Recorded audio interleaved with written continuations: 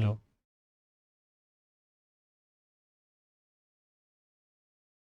दोस्तों, welcome to my YouTube channel global English academy. दोस्तों, मैं सोनू सर आपका दोबारा से स्वागत करता हूं अपने चैनल के ऊपर। दोस्तों, जैसा कि हम जानते हैं, लास्ट टाइम पे हमने ये आर्मी क्लर्क की सीरीज़ को स्टार्ट किया था और इस सीरीज़ में हम रोज़ाना आपको 9 बजे एक नया पेपर सेट अपलोड करते हैं। आप सभी बच्चे बेटा रेडी रहें। 12 जनवरी को आपका एग्ज़ाम होने वाला है, 12 जनवरी 2025। और इसी चीज़ को ध्यान में रखते हुए हम पर डे आपके लिए एक पेपर सेट लेकर आए हैं, जिसमें आज पेपर सेट नंबर 15 है। इस सीरीज़ में करीब 1 से लेकर 15 तक सेट हमने कंप्लीट कराए हैं और ये इस सेशन का सबसे लास्ट सेट होने वाला है। बिलीव कीजिए, इससे ऊपर पेपर सेट नहीं आएगा। ये आपके एग्ज़ाम के लेवल को भी थोड़ा सा उस लेवल को टच करेगा और उससे भी ऊपर जाएगा। अगर इससे भी ज़्यादा अगर टफ़ आया तो मुश्किल है, समझ लीजिए इससे ज़्यादा टफ़ तो आने वाला ही नहीं है। तो शुरू करता हूँ बिना समय गवाए अपने वीडियो को, क्योंकि मैं अपने वीडियो में फालतू इधर उधर की बातें नहीं करता हूँ, सीधा अप टू द मार्क बात करता हूँ, एग्जाम से रिलेटेड बात करता हूँ मैं। देखिए क्या दिया हुआ एक passage, the beauty of the Japanese landscape is that it conveys the philosophical message through the each feature. देखिए, जापानीज के अंदर जो सुंदरता है, उनके जो लैंडस्केप पे, उनके जो धरातल की जो सुंदरता है, वो हर तरह के एक फिजियोलॉजिकल यानी एक ये कहें कि एक दिमाग को साइकोलॉजिकल जोड़कर ही बताते हैं, मानवीय तौर पे बताते हैं वो। देखिए, the use of curving paths. देखिए ऐसे पैथ, कर्विंग पैथ मतलब ऐसे कर्व हो जिनके अंदर, या ऐसे ऐसे हों, इस तरह के रास्ते वर rather than the straight line. वो किस तरह के रास्ते पसंद करते हैं? ऐसे कर्व वाले पर रास्तों को पसंद करते हैं, स्ट्रेट लाइन की अपेक्षा। फॉर इंस्टेंस, उदाहरण के लिए, this feature springs from the belief that only evil travel in straight line and good forces tends to wander.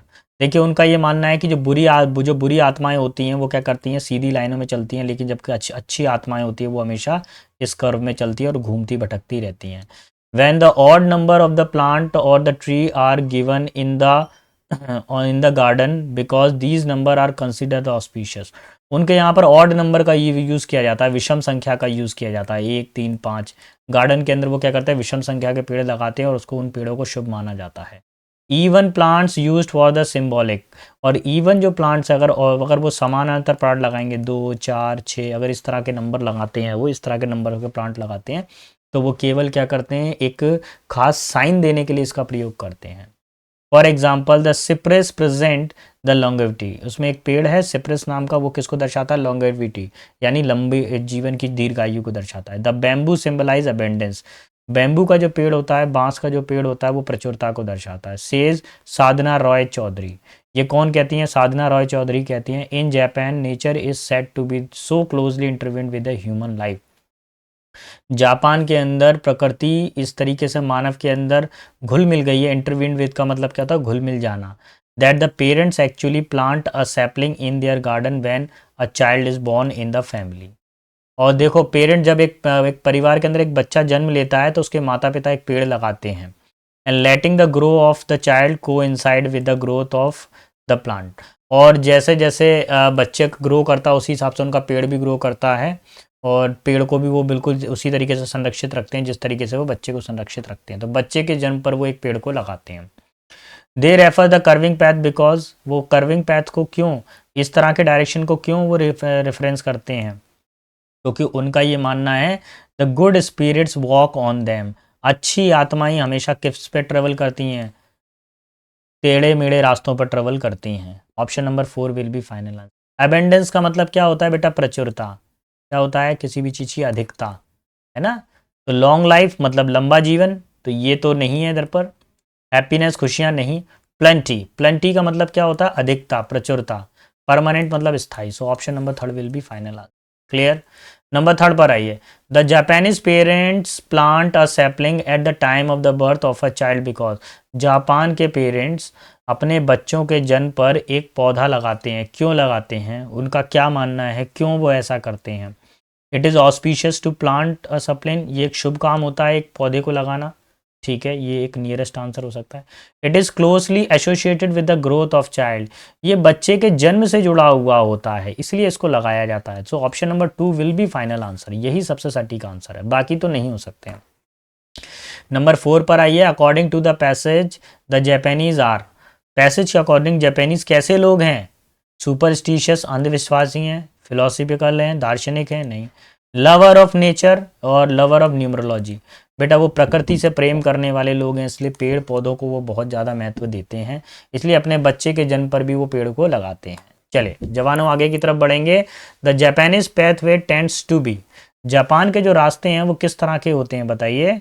अभी कई बार आ गया उनका आंसर, कर्व्ड होते हैं। कैसे होते हैं? कर्व आकार, ऐसे होते हैं, ऐसे ऐसे हो सकते हैं, सर्पिल आकार में हो सकते हैं। ठीक है, तो देखो अगर आपको मेरा पढ़ाना पसंद आ रहा है बेटा, मेरे चैनल को लाइक शेयर सब्सक्राइब ज़रूर करिए। मेरी कोशिश ये है कि कम समय में मैं आपको ज़्यादा से ज़्यादा कंटेंट डिलीवर कर सकूं, इसलिए मैं क्लास के अंदर कभी भी आपको फालतू बातें करता हुआ मिलूंगा ही नहीं। मैं सीधा क्वेश्चन मिलेगा और आंसर मिलेगा और मैं मिलूंगा, 3 चीज़ें मिलेंगी, क्वेश्चन, आंसर और मैं।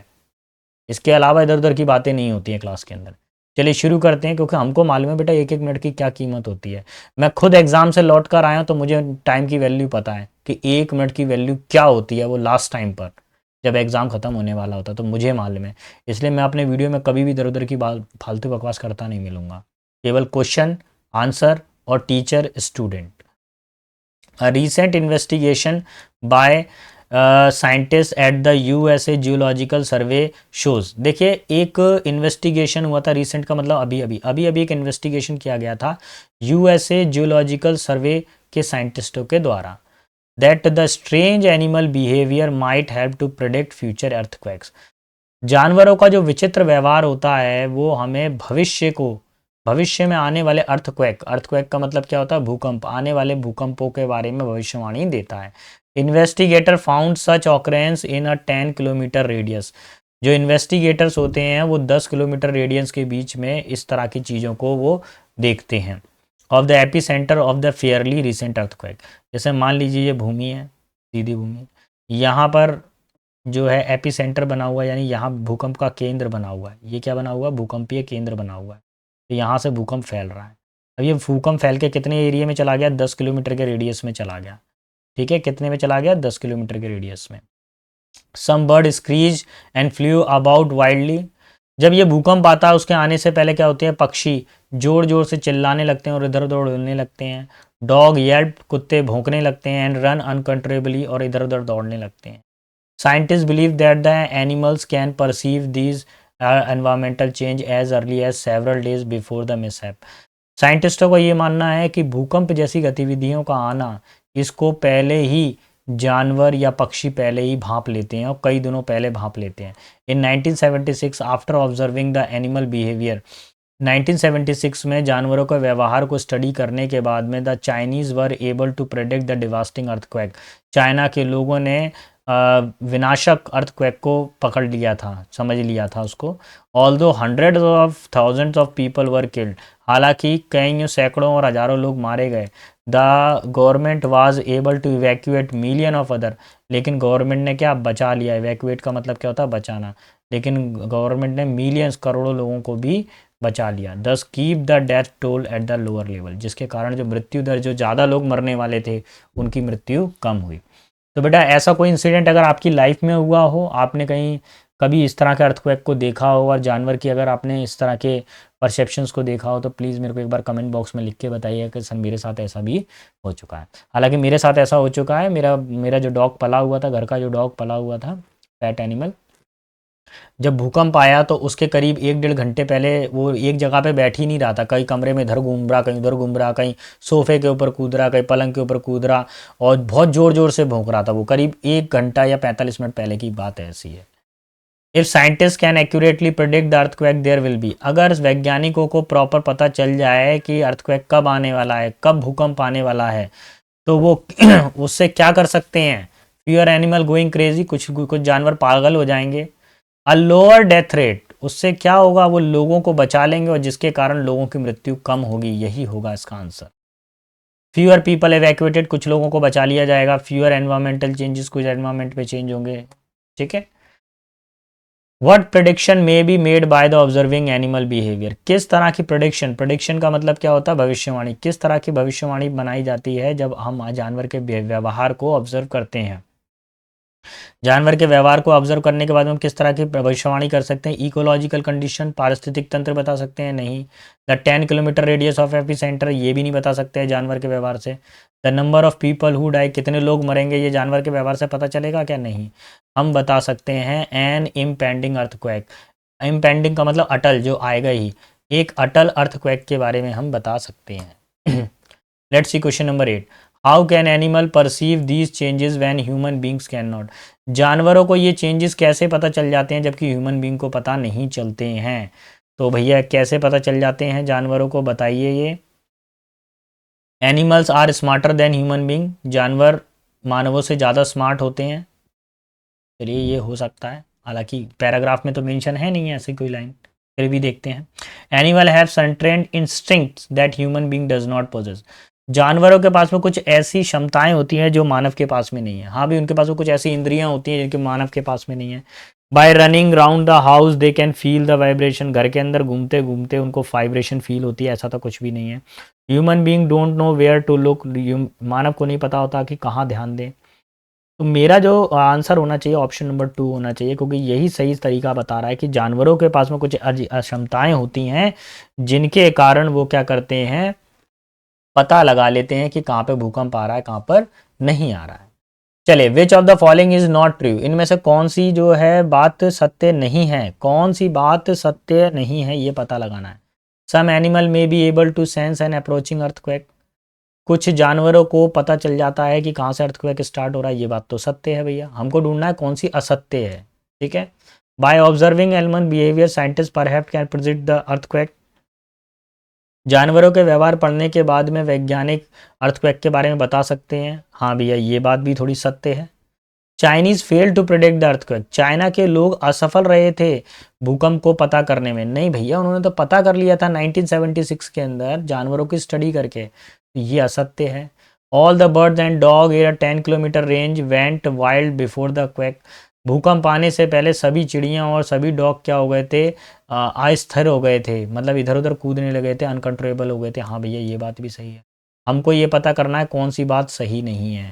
तो कौन सी बात सही नहीं थी, ये चाइना फेल नहीं हुआ था उस समय, ठीक है। चाइना ने तो पता कर लिया था कि अर्थक्वेक आने वाला। Option number 3 will be final answer. चलिए, in this passage the word evacuate, evacuate का मतलब क्या था इसमें से? इवैक्यूएट का मतलब होता है निकालना, कोई अगर परेशानी में है उस परेशानी में से उसको उभारना, निकालना, बचा लेना। तो एक्सपेल, एक्सपेल का मतलब होता है बाहर फेंक देना, ये नहीं होगा। डेस्ट्रॉय, नष्ट कर देना, ये नहीं होगा। एग्जाइल मतलब वनवास जाना, ये नहीं होगा। रिमूव यानी हटा देना, समस्या वाली जगह से समस्या को हटा देना। चलिए, लेट्स सी क्वेश्चन नंबर 11 और 10। अभी तो 10 सॉल्व किया मैंने। अच्छा चलिए, ये रिपीट टाइप हो गया, डोंट वरी, 11 पर आ जाइए। चलिए इसको सॉल्व करिए।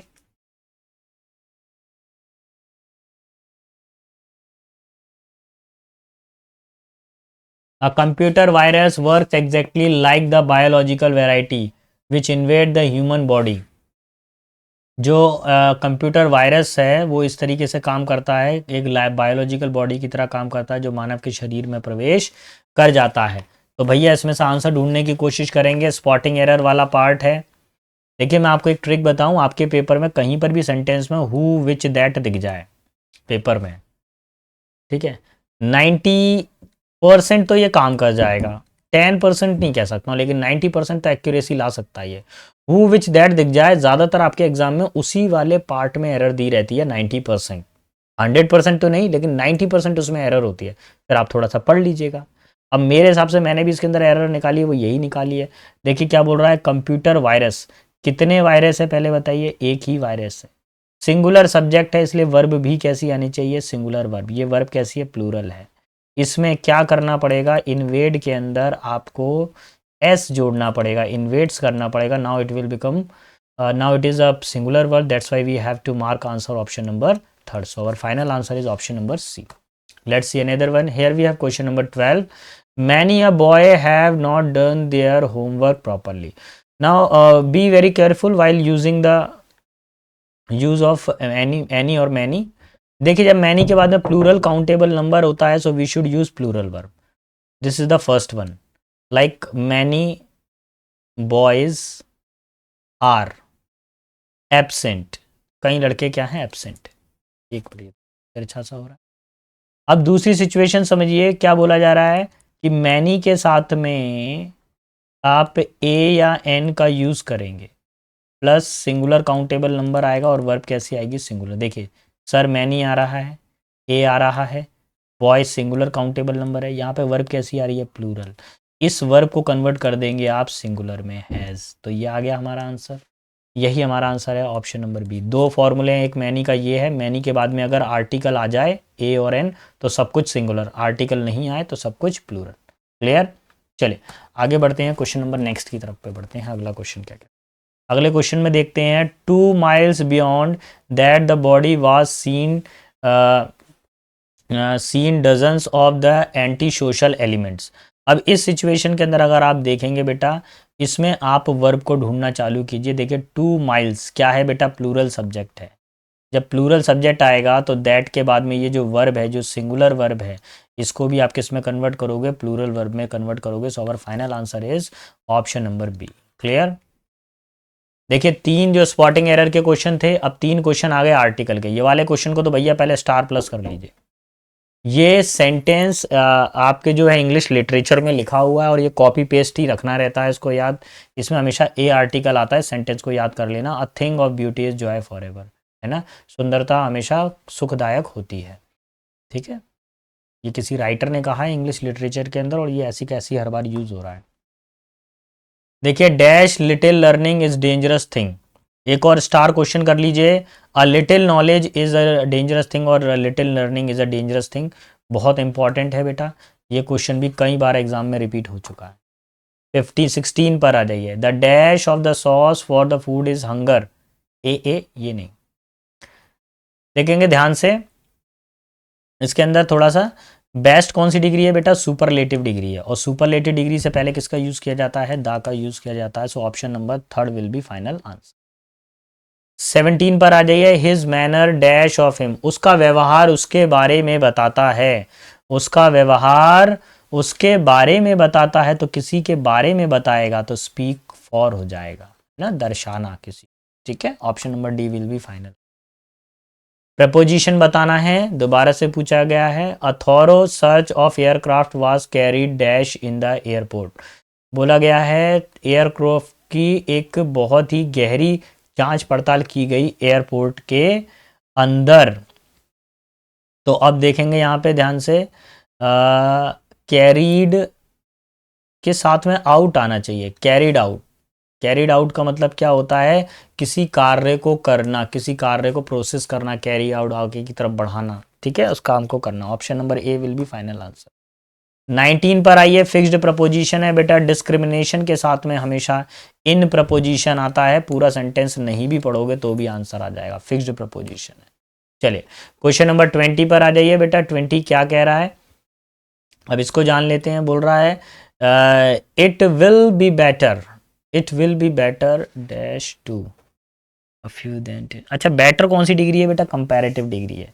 कंपैरेटिव डिग्री के बाद में ऐसा सेंटेंस देखिए जिसमें देन आ रहा हो। देन तो इसमें आ रहा है लेकिन तुरंत बाद में देन नहीं आ रहा है, ये किसी सेंटेंस के बीच में आ रहा है, तो थोड़ा सा उसको अवॉइड करिए। अब आप ये देखिए ऑप्शन के थ्रू जाएंगे। अब हम क्यू आ रहा है, यहाँ पे क्यू आ रहा है, यहाँ पे आर आ रहा है, यहाँ पे एस आ रहा है।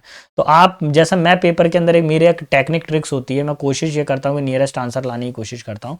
रिपीटेशन वाले वर्ड को देखो, देखो हर बार ये काम नहीं करता। देखिए जो टेक्निक मैं आपको बता रहा हूँ ये हर बार काम नहीं करती, लेकिन 90% ये काम करती है। जब कुछ काम नहीं करे, जब तुमको तुक्का ही लगाना है, जब तुमको तुक्का ही लगाना है तो ऐसे लगाइए तुक्का। आप देखिए क्यू, क्यू से 2 सेंटेंस शुरू हो रहे हैं, इसका मतलब रिपीटेशन क्यू के ऊपर ज़्यादा जोर दिया गया है। It is better to provide the quality education. अब देखिए क्वालिटी एजुकेशन प्रोवाइड की गई है, अब कभी भी प्रोवाइड आ रहा है, टू प्रोवाइड क्वालिटी एजुकेशन, तो किसी कुछ लोगों को दी गई होगी क्वालिटी एजुकेशन टू, पहले ये हो गया, to a few then enrol, तो क्यू के बाद में पी आना चाहिए, क्यू के बाद में क्या आना चाहिए, पी आना चाहिए, आर नहीं आना चाहिए। To provide few and then enrol them out, enrol के साथ में बेटा कौन सा प्रपोजिशन आता है, देम आता है, enrol them out as a graduate after perfunctory teaching. So option number third will be final answer, यही इसका सही आंसर ना graduate in masses and churn them out. नहीं नहीं नहीं, कुछ गड़बड़ हुआ है सोनू, ये इसके साथ में नहीं होगा, ये कुछ गड़बड़ हो गया, ऐसा नहीं बेटा। देखो इसके अंदर 2-3 प्रपोजिशनों का सेट मिल रहा है, उनको मैच कर लो बस। देखिए एक तो एनरोल के साथ में आता है इन, एक ये प्रपोजिशन निकालिए, और एक वर्ड आ रहा है इसमें चर्न आउट, 2 प्रपोजिशन आ रहे हैं। तो एनरोल के बाद में क्या आना चाहिए, इन, यानी पी के बाद में आना चाहिए एस, ठीक है। और चर्न आ रहा है, इसके बाद में क्या आना चाहिए, आउट, यानी एस के बाद में आना चाहिए R. So option number 3 will be final answer, ठीक है। आगे आइए क्वेश्चन नंबर 21 पर। 21 क्या कह रहा है और इसके बारे में समझ लेते हैं, स्टोरी में क्या दिया है, कैसे करना है। इस वाली स्टोरी के अंदर तो भैया आपको केवल एक पहला लेटर देखिए, पहला पहला पहला, इनमें से पहले जो लेटर आ रहे हैं उसको अगर ध्यान से हम लोग देखेंगे तो हमारा आंसर बन जाएगा व्हेन आई वाज बोर्न, जब मेरा जन्म हुआ, जब when I was born here in the old city the girl told us, लड़की ने मेरे को बताया कि मेरा जन्म कहाँ पर हुआ था, इस पुराने शहर में हुआ था। व्हेन वी इंक्वायर्ड, जब हमने उससे पूछा, तो क्यों पहले हो जाएगा, when we inquired her answer suggested that her family has root, उसने उसने बताया, उसके आंसर ने बताया कि उसका परिवार भी यहीं का रहने वाला था। And belongs to the traditional part, और बताता है कि पुराने सांस्कृतिक हिस्सों से जुड़ा हुआ है। Where the temples are as oppose to the modern town, जहाँ पर मंदिर कहाँ पर है, मॉडर्न टाउन के अपोजिट में है। That consist mostly of the hotel, जहाँ पर क्या है, बहुत सारी होटल हैं। और some people here are more ethnical pure, और कुछ लोग क्या हैं, बहुत ही ज़्यादा एथेनिकल प्योर हैं। तो QPSR मेरा आंसर होना चाहिए। चलिए option number 1 will be my final answer. Clear. आगे बढ़ता हूं अगले क्वेश्चन की तरफ, क्वेश्चन नंबर 22 पर। Making our self, making our self masters of, making our self masters of our language, masters of our language is an important part. आपको एक word मिल रहा है इम्पॉर्टेंट पार्ट, इस वर्ड को आपने कई बार सुना है, important part of growing into full manhood and womanhood. So option number 3 will be final answer. Clear. चलिए आगे बढ़ते हैं क्वेश्चन नंबर 23 पर, और 23 क्या कह रहा है इसको समझते हैं। 23 में देखिए बेटा, टेमेरिटी, टेमेरिटी का मतलब क्या होता है, डरना, यानी कोई डरपोक हो, ठीक है, डर हो। कायरता, क्या बोल सकते हैं आप, कायरता, ठीक है। ऑडासिटी का मतलब क्या, ऑडासिटी का मतलब क्या होता है, बोल्डनेस, यानी बहादुरी, ठीक है। फियरफुलनेस का मतलब क्या होता है, डर होता है, ठीक है, फियरफुलनेस डरावना। शाइनेस का मतलब क्या होता है कि काफ़ी शर्मीला टाइप का हो, है ना। इसमें टिमिडनेस इसके लिए सही आंसर आ जाएगा। टिमिडनेस के 2 मीनिंग होते हैं, शर्मीला और डरपोक दोनों होते हैं। स्टूपिडिटी का मतलब होता है मूर्खता, हमको बताना है रुको रुको जरा, रुको जरा, कुछ गड़बड़ होगा, टेमेरिटी गलत नहीं, मैं एक्चुअली सोचा कि इसका एंटेनिम बताना है, गड़बड़ हो गया।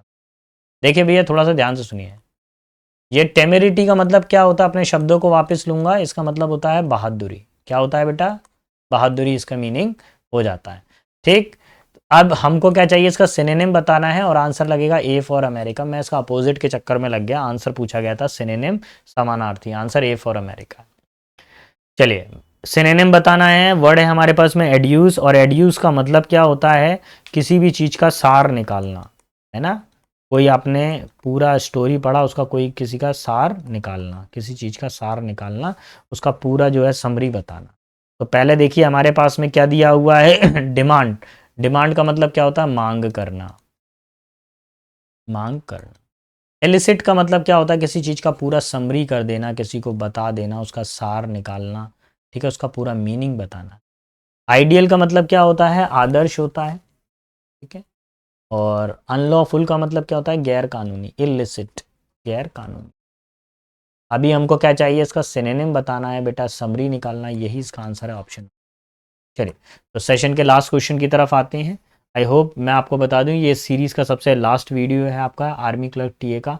आप लोग अच्छे से पेपर दें, बिल्कुल ना घबराएं कि पेपर टफ आएगा या ऐसा आएगा वैसा आएगा। देखिए एग्ज़ाम ऑफलाइन होने वाला है, पेपर इजी आएगा, और आप अच्छे से पढ़ के जाइए, अच्छे से तैयारी कीजिए, और जितना भी जो भी अभी तक आपने पढ़ा है बस उसका एक बार क्विक रिवीजन लगा लीजिए आप, ठीक है।